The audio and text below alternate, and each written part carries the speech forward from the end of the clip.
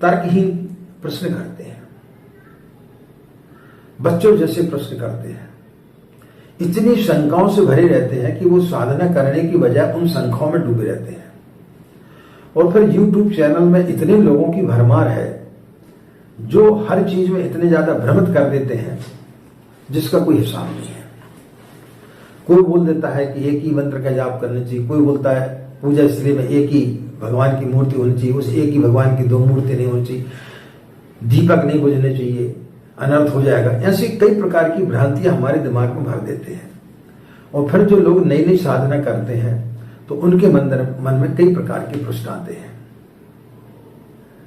एक हमारा मित्र चंदूलाल संत के पास में गया और उसने बोला कि महाराज ये बताओ कि जो व्यक्ति जन्मा है वो मरेगा? बोले हाँ, निश्चित रूप से। जब हमारा जन्म होता है तो हमारी मृत्यु निश्चित है।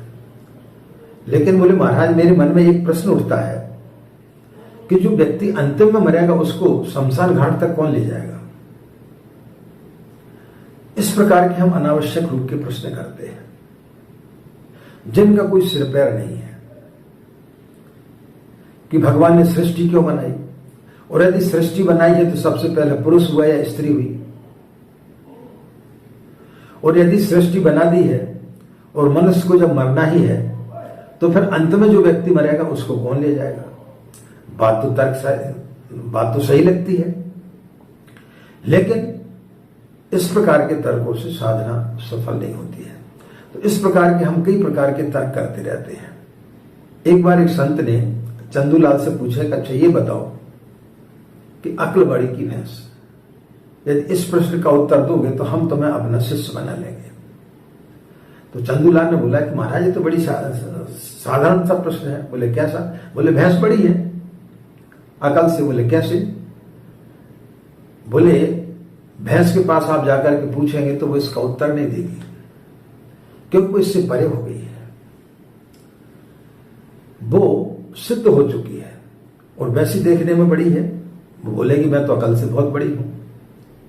इस प्रकार के प्रश्नों के उत्तर हमारे दिमाग में आते रहते हैं।